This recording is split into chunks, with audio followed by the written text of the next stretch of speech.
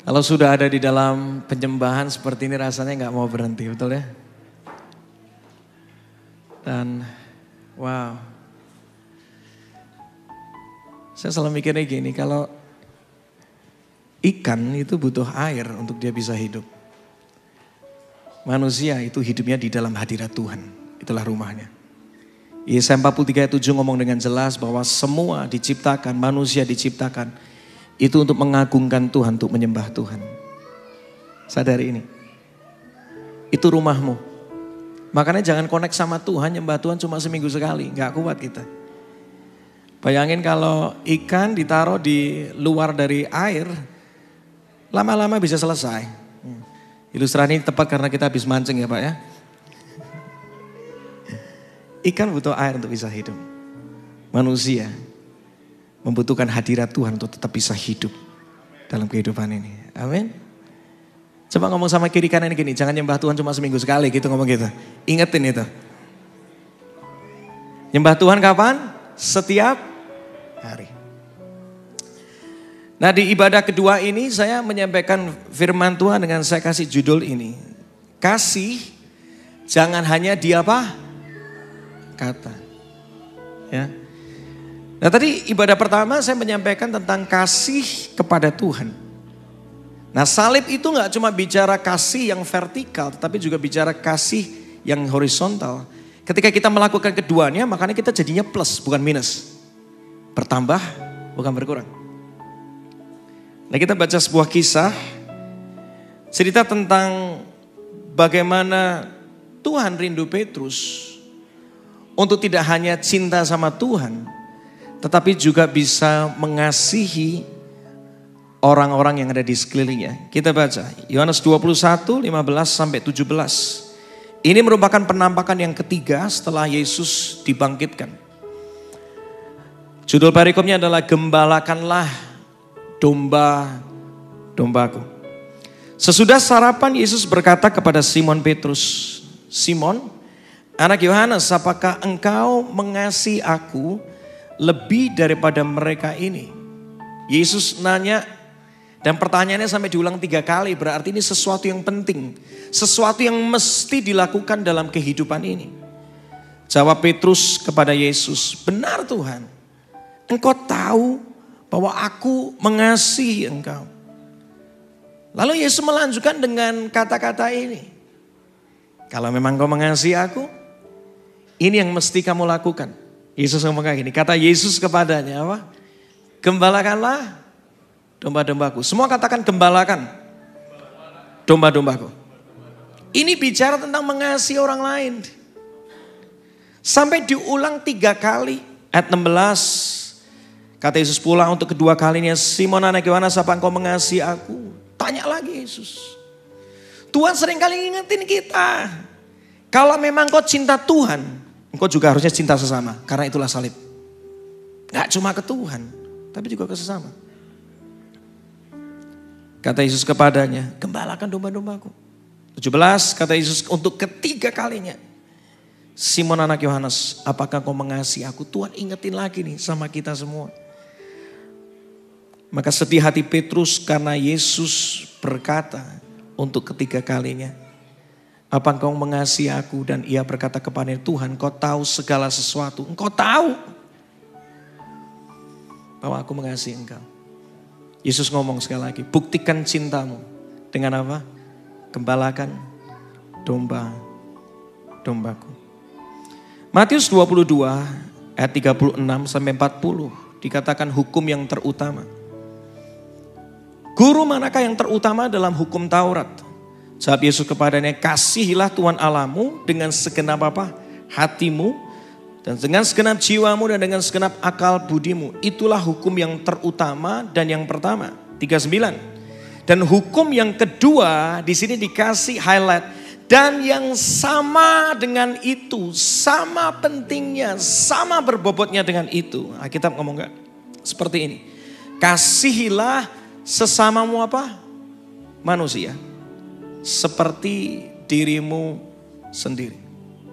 Pada kedua hukum ini tergantung seluruh hukum Taurat dan kitab para nabi. Jadi apapun yang kita lakukan, ujungnya mesti ini. Kasih sama Tuhan, kasih sama sesama. Di sini mungkin ada beberapa yang udah mulai inget orang-orang yang pernah menyakiti. Pak, saya ketemu orang yang jengkelin banget. Masa saya mesti mengasihi dia? Firman Tuhan ngomong, kasihi musuhmu. Karena itu membuktikan bahwa kasih Yesus itu hidup di dalam hidupmu. Cuma kasih Tuhan yang bisa memampukan kita untuk mengasihi orang lain. Kasih manusia terbatas, tapi kasih Tuhan itu gak ada batasnya. Kalau seseorang dipenuhi sama kasih Tuhan, hidupnya dijamah sama Tuhan, maka dia akan mengasihi banyak orang di sekelilingnya. Ini buktinya. Jadi bukti bahwa kita mengasihi Tuhan, itu buktinya bahwa kita juga mengasihi sesama. 1 Yohanes 4, 7-8 dikatakan, saudara-saudaraku yang kekasih, marilah kita saling mengasihi. Sebab kasih itu berasal dari Allah. Dan setiap orang yang mengasihi, lihat ini, setiap orang yang mengasihi lahir dari Allah dan mengenal Allah. Barang siapa tidak mengasihi, artinya dia tidak mengenal Tuhan. Boleh rajin ibadah, boleh nyanyi lagu dengan segenap hati, sampai nangis, sampai ngangkat tangan dan segala macam. Tapi kita ngomong, kalau dia tidak mengasihi, dia tidak kenal Tuhan. Karena siapa yang mengenal Tuhan, pasti akan mengasihi orang-orang di sekelilingnya. Katakan amin. Nah, mengasihi itu apa sih? Di 1 Korintus 13 menjelaskan ini. Saya akan mulai dengan ayat 1-3. Saya gak akan bacakan, tapi saya akan kasih sebuah penjelasan yang singkat. Kita ngomong dengan jelas. Kita bisa menguasai segala macam bahasa. Kita bisa punya berbagai macam karunia. Kita bisa mempunyai iman yang besar. Sampai gunung bisa pindah. Kita bisa memiliki harta yang berlimpah. Saya kasih Anda terjemahan yang gampang. Tapi kita ngomong kayak gini. Tapi kalau tidak punya kasih, semuanya apa? Sia-sia. Duit banyak, tapi gak punya kasih. Sia-sia. Sia-sia. Gak ada artinya. Gak ada artinya. Nah, kasih itu gimana sih? Saya akan pakai dalam terjemahan Alkitab mudah dibaca. Di sini dikatakan, kita baca bareng-bareng boleh? Tampilkan ayatnya. Orang yang mengasihi itu yang seperti apa sih? Dikatakan di sini 3, 2, 1. Kasih itu apa? Sabar, berhenti situ dulu. Orang yang mengasihi orang lain, keluarganya, anaknya, mertuanya, menantunya. Orang-orang yang rasanya mungkin gak layak dikasih. Ngeselin banget. Tapi kita ngomong, namanya kasih itu sabar. Jadi kalau engkau mengasihi orang lain, sesamamu manusia, engkau tuh sabar sama dia. Itu bukti engkau mengasihi. Berikutnya, kasih itu apa? Murah hati. Jadi karena namanya pelit itu gak cinta. Namanya cinta itu murah hati. Istrinya mulai nyenggol, "Pak, murah hati. Ingat habis ini aku ulang tahun, Pak." Kasih itu tidak apa? Gak iri. Santai aja, dia secure, dia aman. Kasih itu tidak memegahkan diri dan tidak sombong. Orang yang mengasihi itu tidak apa? Kasar. Tanggapin. Di sini ada istri saya. Saya nggak bisa karang-karang cerita. Tapi saya belajar ini. Kalau saya mengasihi dia, saya nggak kasar sama dia. Benar sayang? Tuh. Kasih tidak mementingkan diri sendiri. Nggak cari menangnya sendiri. Gini loh. Buat apa memenangkan argumen tapi kehilangan hubungan, sayang? dengar ini. Hari ini Tuhan sedang berbicara kepada setiap kita. Kasih itu gak mementingkan diri sendiri, gak menang diri sendiri. Lihat kasihnya Tuhan bagi kita. Dia sampai serahkan nyawa. Kelihatannya gak menang, tapi ternyata kasihnya itu mengubahkan hidup kita kan. Yes. Kasih itu tidak gampang apa? Marah. Namanya orang mengasihi itu gak emosian Bapak Ibu teman-teman. Dan kasih tidak mengingat apa? Kesalahan orang lain. Berikutnya. Orang yang mengasihi itu tidak bersuka cita kalau orang lain bikin kesalahan. Tetapi mereka selalu senang atas apa? Beberapa waktu lalu saya pernah ngalamin satu masalah yang lagi heboh di dunia pergerejaan. Waktu itu rame tentang masalah, kenapa kok nyanyi lagu mesti bayar royalti dan segala macam. Ada banyak hal yang sebenarnya itu fakta yang tidak terungkap. Sesuatu yang baik, sesuatu yang sedang dikerjakan. Tapi akhirnya udah terlanjur gaduh tuh. Lucunya gini, saya menemukan. Waktu saya berusaha menjelaskan apa yang sedang terjadi. Ada orang-orang, dan bisa dikatakan mereka orang Kristen karena ngerti firman. Karena ngerti kata-kata tubuh Kristus. Karena ngerti ayat. Justru kadang-kadang saya kaget, ini komentar netizen ini luar biasa banget loh. Dia berkata, Pak Frankie, kalau kamu mencari upahmu di bumi, kamu tidak pernah akan mendapat upah di surga. Katanya gitu. Ada lagi menambahkan, mulai sekarang nama Frankie Kunchoro dicoret dari tubuh Kristus. Bayangin. Jadi ternyata ketika saya baca komen ini, saya tuh bingung loh. Ini orang Kristen apa bukan? Kok malah seneng tepuk tangan kalau lihat orang lain jatuh ya. Kalau orang dipenuhi sama kasih Tuhan. Dia ikut sedih ketika ada saudaranya juga ngalami tekanan. Kasih itu tidak bersuka cita kalau orang lain bikin kesalahan. Tapi dia senang atas kebenaran. Ya. Orang yang mengasihi itu tidak pernah apa? Menyerah sama orang lain. Karena kau mengasihi pasanganmu. Kau mengasihi orang yang Tuhan tempatkan di hidupmu. Rekan kerja, anak-anak. Kalau kau mengasihi, kau gak nyerah sama mereka. Mereka selalu percaya, selalu berharap, dan apa? Selalu tabah. Ayat berikutnya. Kasih tidak pernah berakhir. Tetapi semua karunia itu akan apa? Berakhir. Bahkan karunia bernubuat. Karunia berbicara dalam berbagai bahasa. Dan karunia pengetahuan. Cuma kasih yang gak pernah berakhir. Raga kita bisa berakhir. Tetapi ingat ini.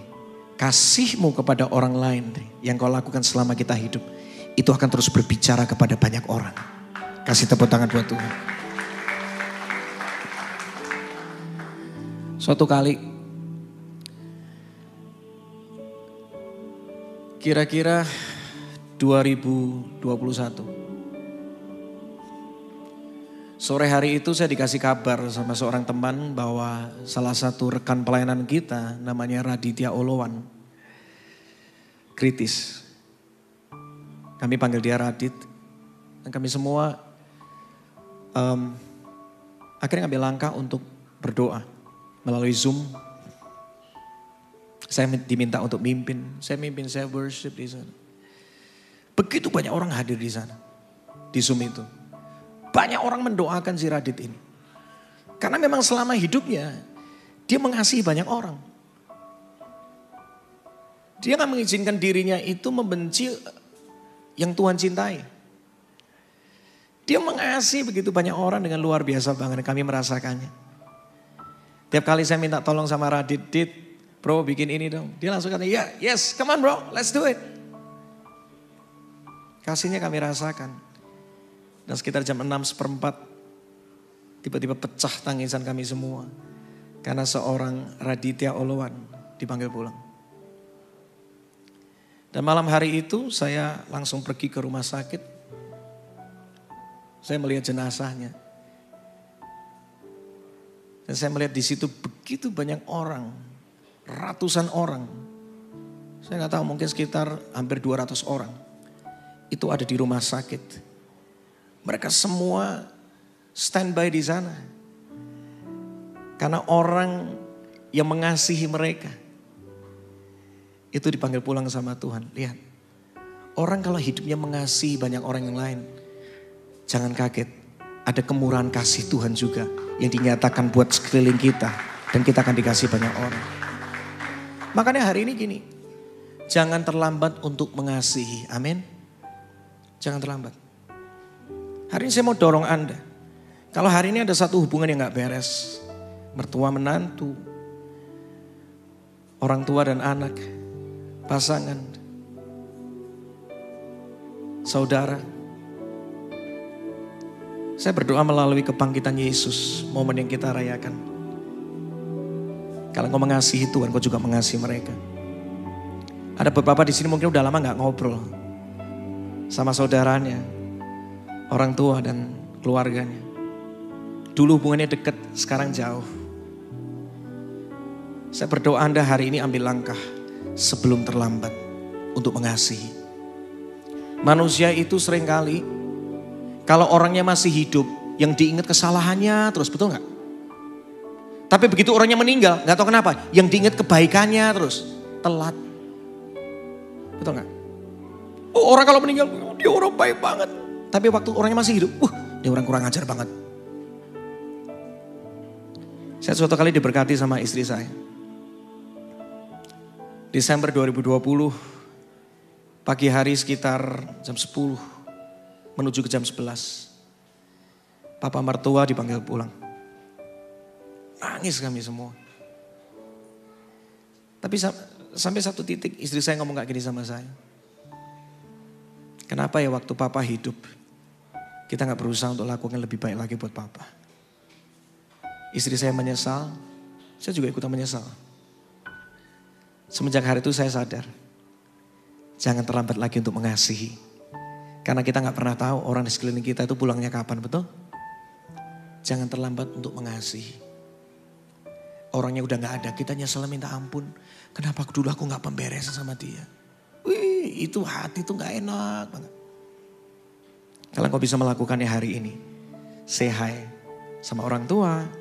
Katakan Tuhan berkati Pak, Ma, apa kabar? Sama saudara yang mungkin hari ini kau gesekan, lakukan, buruan. Supaya apa? Mereka ngalamin kasih Tuhan melalui hidup kita.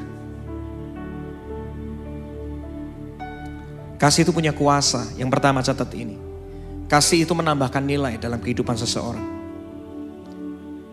Karena begitu besar kasih Allah akan dunia ini, dikasih anak yang tunggal. Supaya setiap kita yang mestinya binasa, kita beroleh hidup yang kekal. Kasih membuat seseorang yang tidak berarti menjadi berarti. Petrus ketika dikasihi Tuhan, dia menjadi pembangun jemaat mula-mula. Sakeus karena dikasihi Tuhan, dia dari seorang pemeras menjadi seseorang yang murah hati. Dan bisa jadi gara-gara engkau menabur kasih dalam kehidupan seseorang, orang itu ngalami lawatan Tuhan dalam hidupnya. Dan dia bisa dipakai Tuhan untuk memuliakan Tuhan. Tabur kasih sebelum terlambat. Katakan saya mau. Katakan saya mau menabur kasih. Ada sebuah penelitian mengatakan seorang anak bisa punya rasa insecure atau dia gak percaya diri atau selalu merasa rendah ketika dia udah beranjak dewasa. Itu karena apa? Karena orang tuanya jarang bersama dengan dia. Saya tahu Anda sibuk. Saya tahu saya juga pelayanan juga sibuk. Tapi hari ini kita doa minta hikmat Tuhan. Supaya apa? Jangan sampai kita sibuk cari uang. Anak-anak kita beranjak dewasa, hidupnya jadi gak baik. Sayang, uangmu sia-sia nanti. Saya makanya pelayanan ke sini. Saya ajak seluruh isi keluarga. Karena saya mau bersama dengan mereka. Hari-hari ini saya nata terus sebisa mungkin. Saya jarang banget kalau di Jakarta apalagi keluyuran gitu, misalnya selesai kerja, selesai pulang rumah. Jarang nongkrong sama teman. Karena saya ingat satu pesannya Mother Teresa, bagus banget. Dia ngomong kayak gini, if you want to change the world, kalau engkau ingin mengubah dunia, Go home and love your family. Pulang ke rumah, kasih keluargamu. Karena ketika anakmu bisa ngalamin kasih melalui hidupmu dan itu kasih Tuhan, mereka akan dipakai juga untuk jadi berkat buat bagi banyak orang. Tuh lihat. Kesibukan itu bisa diatur, minta hikmat Tuhan. Alkitab aja ngomong, Tuhan memberkati orang yang dicintai pada waktu ia tidur. Ketika bisa ngatur waktu dengan baik, ada berkat Tuhan kok di sana. Amin. Kasih itu menambahkan apa? Nilai. Lakukan, ayo. Kedua, kasih itu mengalahkan kejahatan. Roma 12, 20, 21. Tetapi hendaklah kita melakukan apa yang sesuai dengan ayat firman Tuhan ini. Kalau orang yang memusuhimu itu lapar, berikan dia makan. Kalau orang yang memusuhimu itu haus, berikanlah dia minum. Karena dengan cara itu, kamu akan membuat dia menjadi malu. Kamu akan membuat dia menjadi malu. Janganlah sampai kejahatan mengalahkan kita. Tetapi mari kita mengalahkan kejahatan dengan cara apa? Terus berbuat baik. Saya melakukan ini. Orang-orang yang hubungannya ada gesekan sama saya, justru saya sering kirimin makanan. Karena apa? Kejahatan mesti dikalahkan dengan kebaikan. Itulah kasih. Cuma kebaikan yang dilakukan dengan terus menerus akan mengalahkan kejahatan. 1 Petrus 3 ayat 1 sampai 2. Alkitab ngomong tentang keluarga. Ini kata Petrus, demikian juga kamu hai istri-istri. Tunduklah kepada suamimu supaya jika ada di antara mereka yang tidak taat kepada firman Tuhan. Mereka juga tanpa perkataan bisa dimenangkan oleh apa? Kecantikan istrinya? Uang istrinya? Enggak. Kita ngomong, mereka bisa dimenangkan oleh kelakuan istrinya. Jika mereka itu melihat bagaimana murni dan salehnya hidup istri mereka itu. Kebaikan terus yang akan ditabur. Buat hari ini mungkin orang yang bergesekan sama Anda. Suatu kali Tuhan bisa membuat ada hubungan kedamaian ada di sana. Ada sebuah kisah yang menarik banget. Nama hamba Tuhan ini adalah Smith Wigglesworth. Ini orang yang luar biasa banget karena semasa dia hidup, dia ini sudah membangkitkan 14 orang mati. Dan sudah terhitung, bisa jadi ratusan orang disembuhkan melalui karunia kesembuhan yang Tuhan berikan buat hidupnya. Tapi di balik kisah Smith Wigglesworth, ternyata ada seorang istri yang membuat dia itu kenal Tuhan. Suatu kali di malam Natal, hawa begitu dingin. Istrinya itu pulang larut malam karena acara Natal di gereja. Suaminya gak suka sama sekali. Suaminya orang yang keras. Dia itu tukang betulin keran air. Pekerja keras, gak mudah.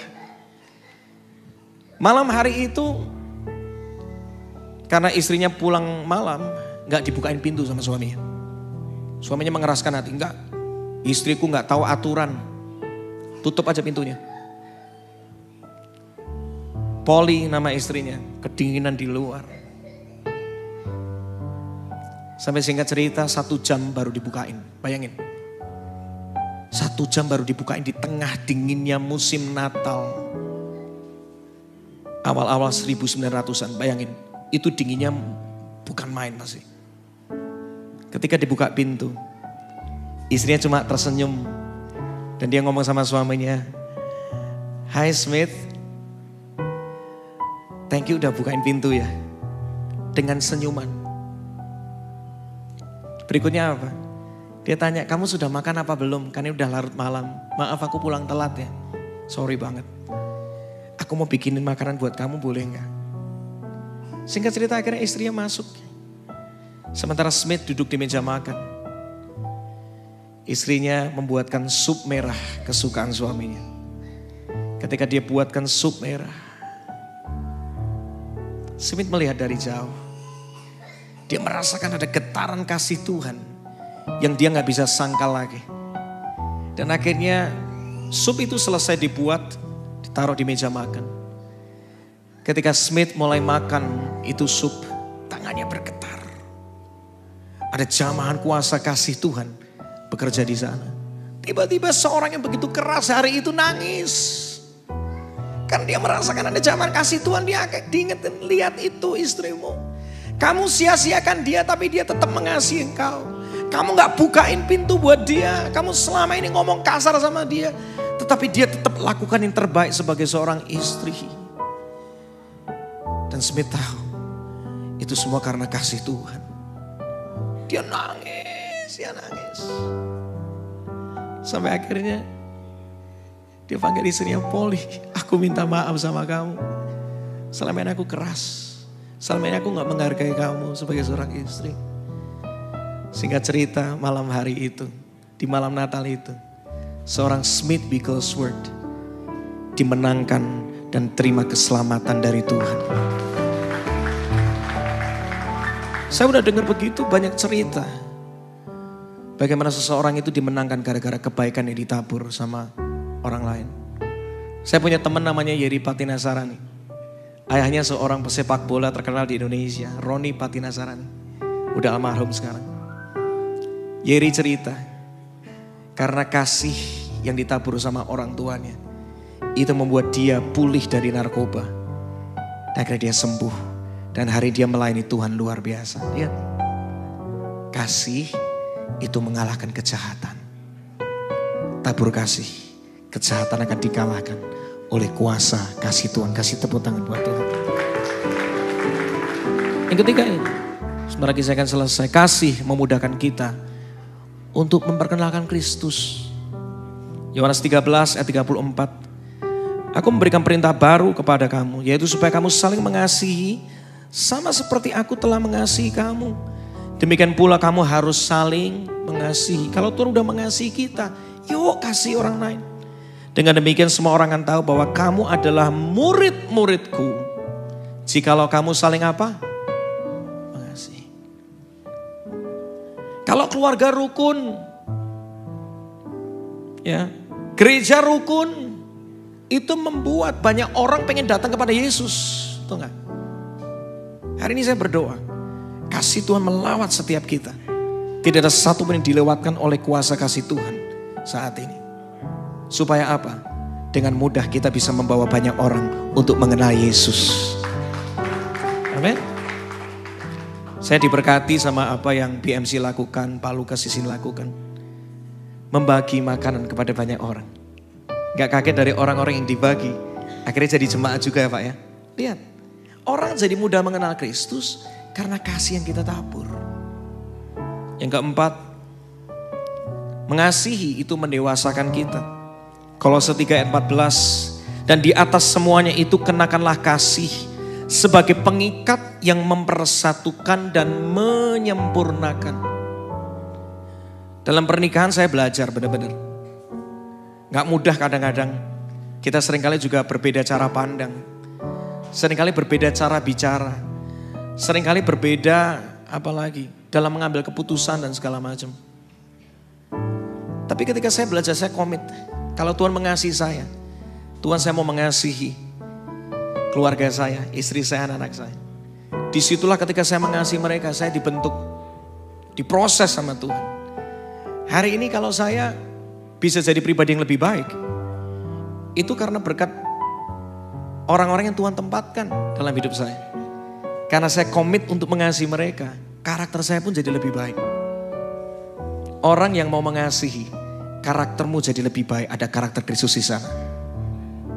Yang terakhir, saya akan tutup dengan ini. Orang yang menabur kasih, maka akan menuai kasih. Amsal 11 ayat 25, saya minta tim Praise and Worship bisa maju. Orang yang banyak memberi akan berkelimpahan. Orang yang suka menolong akan apa? Ditolong juga. Karena itu hari ini taburlah kasih. Karena ternyata mengasihi sesama itu ternyata sama pentingnya juga dengan mengasihi Tuhan. Bukti bahwa kita sudah lahir baru dan mengenal Tuhan. Gak cuma kita cinta sama Tuhan, tetapi kita juga mengasihi sesama kita. Yang mau mengasihi sesamanya, kasih tepuk tangan buat Tuhan. Mari kita bangkit berdiri bersama-sama.